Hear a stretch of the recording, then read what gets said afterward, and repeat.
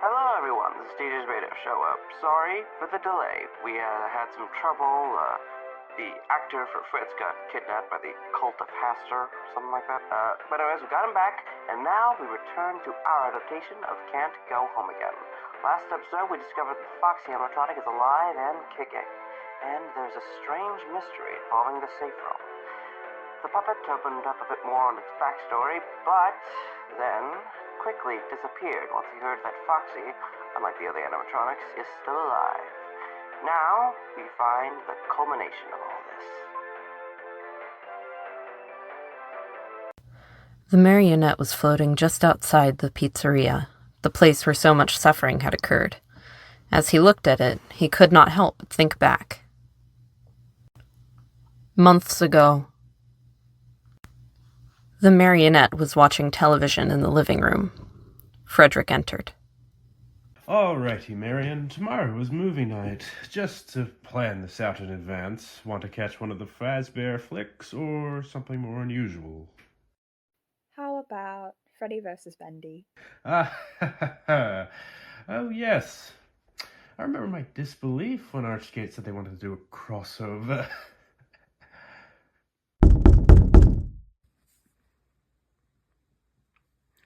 Get under the blanket, Mary.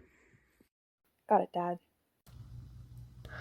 The marionette got under the blanket, covering itself, but he made sure he could peek from underneath. Frederick grabbed a pistol and hid it in his pants, just in case. He then opened the door. Outside was a man with a trench coat, his head covered in bandages, eyes concealed with goggles, as well as a bowler hat. It was raining out there. He protected his body with an umbrella. Ah, Mr. Wilson. Doesn't the night shift start soon? I was on my way. I just wanted to drive here and get some closure. Closure? At my house? Not that way. I mean, well, I suppose I was just curious. With Freddy's, it seems like a troublesome business, having to manage plenty of controversy, and I suppose I wanted the point. You have enough wealth to live a life of comfort, with or without Freddy's, so I'm just curious why you persist with that place. From a pragmatic perspective, it just seems to cause you problems. Well, I suppose I just grew attached to the old gang. Attached to them? I see. Is that such a crime? I think I will swing by later. I want to settle some more things. But for now, well, I have a job to do. Angel left.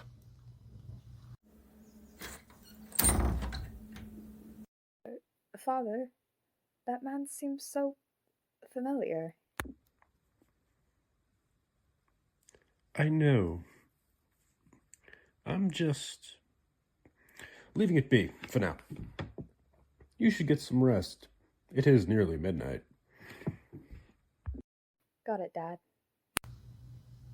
And so, Frederick got Mary comfortably sleeping with his music box. But in the middle of his dreams, he could see a strange scene. He dreamed that he was Foxy in the pizzeria, walking down the halls. He could hear a voice. Follow me. He felt this voice guide Foxy to a room, the safe room. He could see the destroyed remains of every animatronic, bits of Chica, Freddy, and Bonnie. Before he could think, the man calling himself Angel Wilson ran out of the safe room wielding an axe. He swung it down at Foxy. Foxy was able to grab at the attacker's face, ripping off his goggles and bandages. Angel Wilson quickly covered his face with his gloved hand before axing Foxy again. Ah!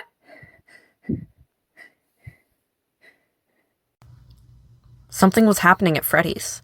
At first, Mary was going to go talk to his dad, but he knew that he didn't have long. Mary was trying to perfect his teleportation abilities, and now was as good a time to attempt the ability as any. Mary tried to focus as hard as he could on the location. Mary then found himself at the pizzeria. At first, Mary thought that he was successful, but then looked at his hand. Seeing his own ghostly form, he realized he only managed to project himself here. His ghostly hand resembled a human hand. He stared at it for a good few seconds, and returned to focus. He looked around, and then traced the steps of the dream. Once he went down the hall, he could see Angel Wilson pouring gasoline on the floor. When he turned to Mary, he got a full glimpse of the man's face, with the bandages torn from it. His face was so horribly scarred, the skin had turned purple, the same color the animatronics had seen the killer with. It was like death itself was looking at him. Once he saw the ghost, he quickly ran to the exit. Who the hell locked this? The ghost of Dallas phased through the door, causing Angel to step back, with an angry expression on her ghostly face. Her ghostly form resembled not the teenager she had been. Rather, looked like a ghostly white image of the woman she would have grown up to be, had she not been murdered so many years ago. Her eyes were pitch black as she stared him down. Listen. You are confused. I didn't mean to hurt you. If you would just let me... Ah! He was pushed to the floor by the ghost of Gabriel, also resembling a much older version of the person he died as. Angel Wilson hastily got to his feet and ran down the hallway. Mary looked at the other ghosts, and soon the spirits of Raymond and Chris joined them. They were inspired to stand up to the attacker thanks to Mary's presence. Let's finish this. The spirits walked down the hall, following Angel Wilson to the safe room. Mary could recognize this room. This is where the man with the rabbit suit showed Mary the corpses of his brother and friends. Once he got a better look at the room, he could see the rabbit suit itself, now withered and decayed with time. It caused the ghostly image of Mary's face to wince a bit in fear. Angel quickly noticed that and ran to the suit, feeling like wearing the suit could strike fear into the spirits, keep them at bay for a minute. He put the pieces on, none of the spirits intervening. All right.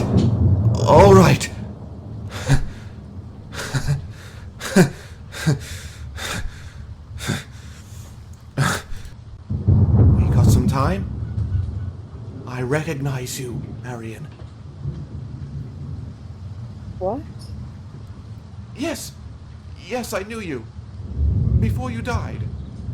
You were named after your mother. You were kind, just like her. And you would never wish harm on any other person.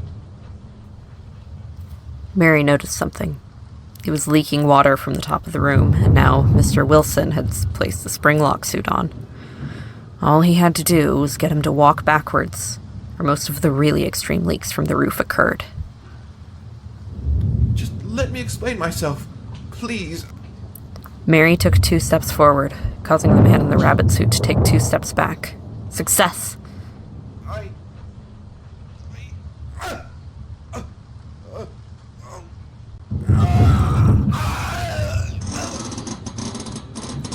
The spring locks very quickly began to spring loose.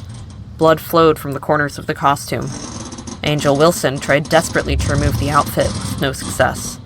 Raymond and Chris walked forward to the man and pushed him onto the floor, the impact setting off any remaining spring locks in the suit, and assuring that Angel was in no position to stand up and escape the safe room. You're right. I never wanted to hurt another person. But you aren't a person. You're a demon. We're sending you back to hell. The man in the rabbit suit could no longer speak. He writhed in the corner, in pain, staring at the spirits in agony. The group walked out, leaving him in the safe room. I'll tell my father this. He'll repair you. You just need to... When Mary looked back, he could see that his brother was no longer among them, and Chris looked like he was fading away. He gave Marion a wave and faded completely. It's hard to cling to this realm when we're so broken. And I don't think we want to. We're free. You beat the Purple Man. God, he would be so proud of you. I just didn't expect to say goodbye tonight. We will always be your friends, and we will look forward to seeing you when you do eventually get up there. If there's any silver lining to this, it's that we truly got to know each other. Goodbye, my friend. Goodbye. Goodbye. It was then, once the ghost in front of him faded, that Mary stopped projecting himself. He found himself in his room again. He very slowly left his room to float to his father, who was reading a book in the living room. Mari? What's keeping you up? Angel Wilson was the Purple Man. What? I had a dream. He wrecked the animatronics. I projected myself there, and me and the spirits cornered him. Did you kill him? We spring-locked him in the safe room. The spirits are gone. Wait, what are you doing? Getting my coat on.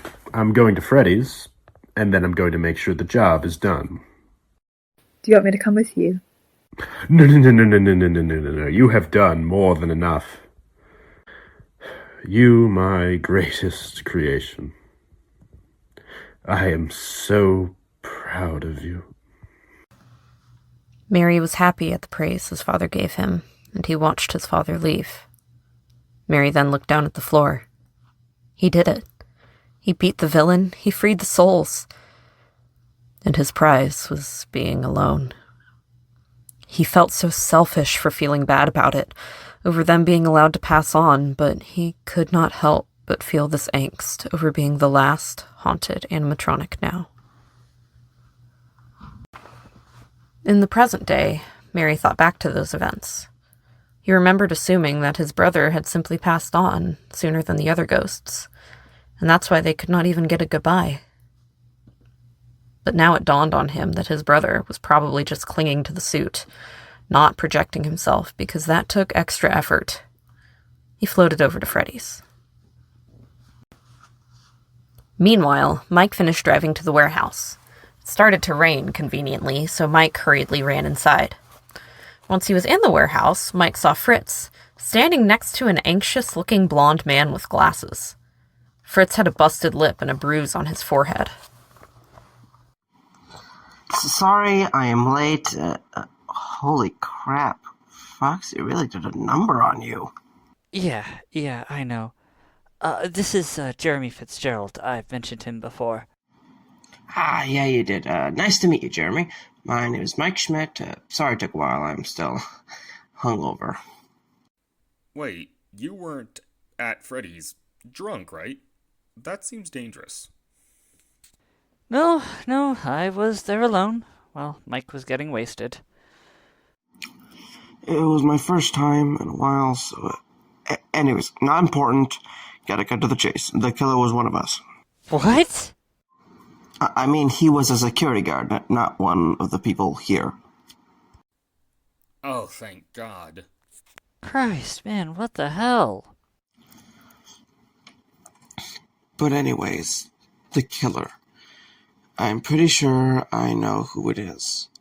I had a dream the other night where I saw a bunch of kids being knocked out by a man named Afton. He was coated in purple. I thought it was just a weird dream, but, well, the ending of that dream had Foxy attack me. And the marionette vouched the next day. They saw the killer as this purple man. And, well, things fit with a guard I found a file on. Angel Wilson. He was this guard who wore bandages and goggles covering his face. I read the file more on the way here. According to it, he just arrived one day. Neighbors said they didn't know where he came from and that he smelled pretty awful. Then one day he just disappeared on the shift. Fritz told me that Afton suffered a facial injury, and Marionette told me how the animatronics found and took care of Afton. Okay. That was a lot to process, but I just want to ask, is the marionette still around? I thought it was scrapped with the other toys. Oh, Frederick took it home. Slipped it under the rest of Fazbear's nose, I think. Wasn't exactly hard, given the multiple dead kids also happened under their nose. So, William Afton was the killer. It adds up pretty well. The reason he got his face injured is because the old Foxy attacked him. That gives reason why Foxy did it, and why William disappeared. He realized there were a bunch of haunted machines after him. Speaking of Foxy, we should probably get back to the restaurant at this point. That thing is still on the loose. Oh, and one last thing. The marionette. Well, he left the house. After I told him Foxy is still alive, he just disappeared. Would either of you happen to have seen him? Mike, if the puppet suddenly turned up here, I think I would have ditched town by this point.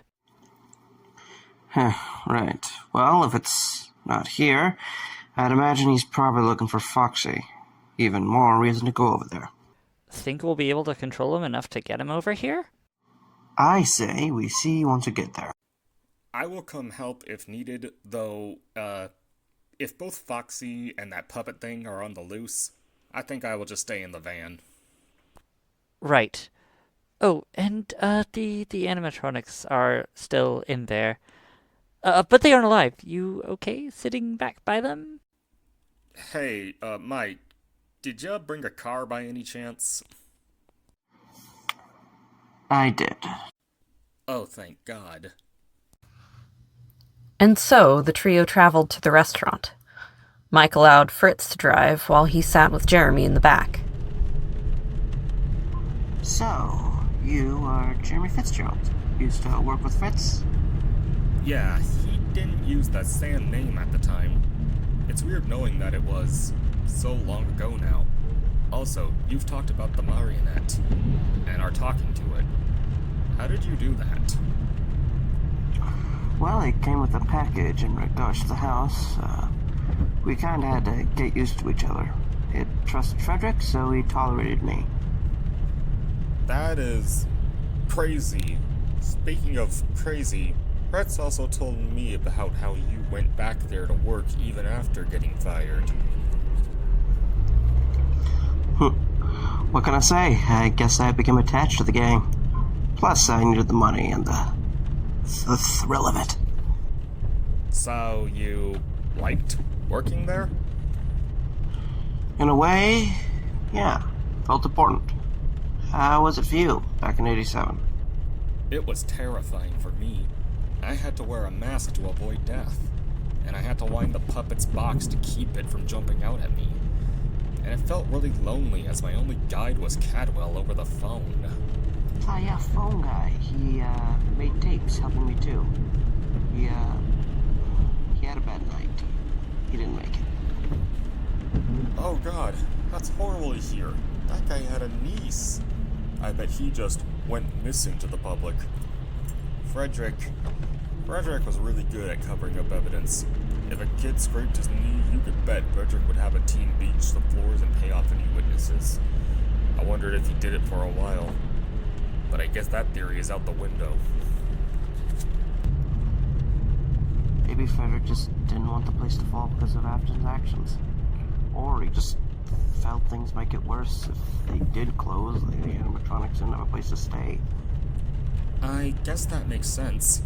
It's just still weird to me. Alright, we're here. Still want to stay behind? I want to, but I won't. I will help you guys. The three of them went inside the location. Mike smiled, looking around, feeling a bit of nostalgia from whenever he went there for a job.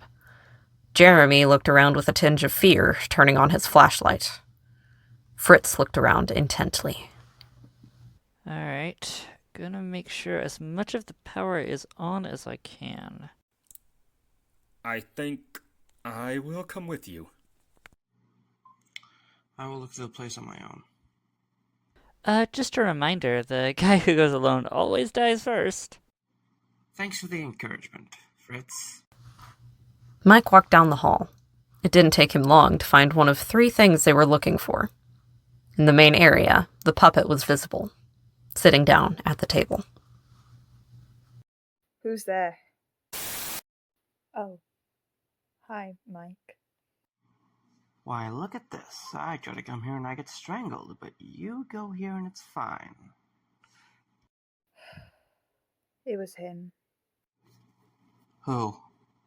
Foxy. I found him. I couldn't face him, but yes, he's here. And active. Well, he was always the fan favorite. Maybe he wanted to stay a little longer. More lights began to turn on. Someone else is here.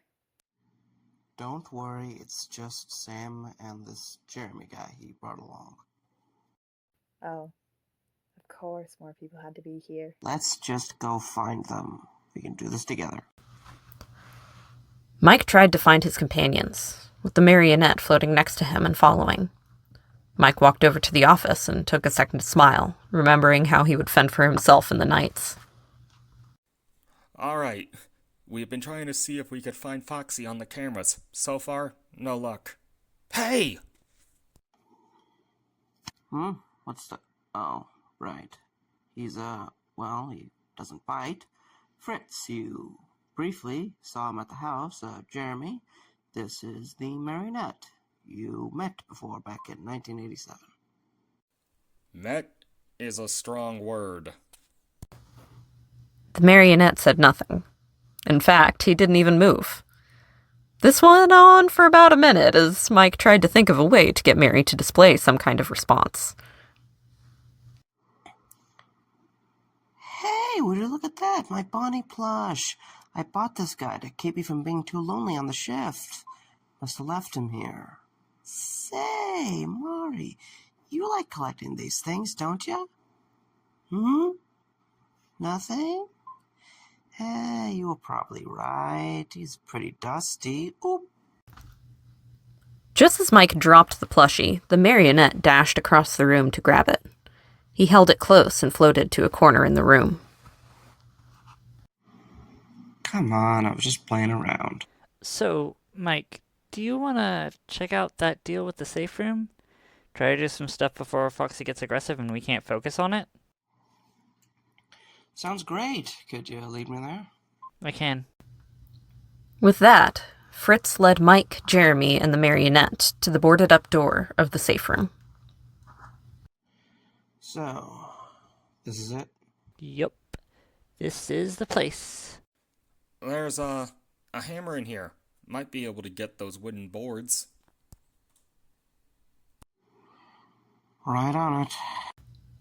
Mike grabbed the hammer and walked over to the safe room door. He began to use the hammer to bust down each of the wooden plaques boarding it up. By the end, he set the hammer to the side. Slowly, he reached for the entrance, then opened it. The room swung open, and it was pure darkness. So, who wants to try first? I can't do this. I'm not into that. Here, I will do it. I was the one asking.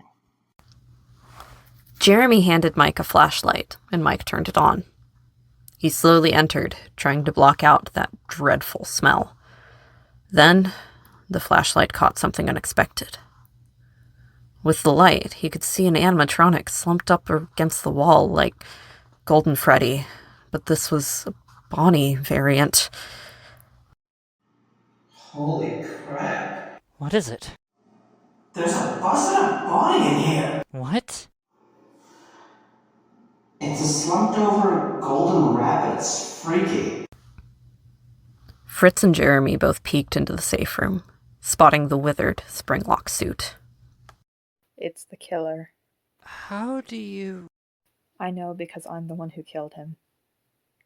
He returned to this place as a security guard, and he wrecked the animatronics. I projected myself here, then we backed him into here, and when he put on that suit, I tricked him into getting spring locked.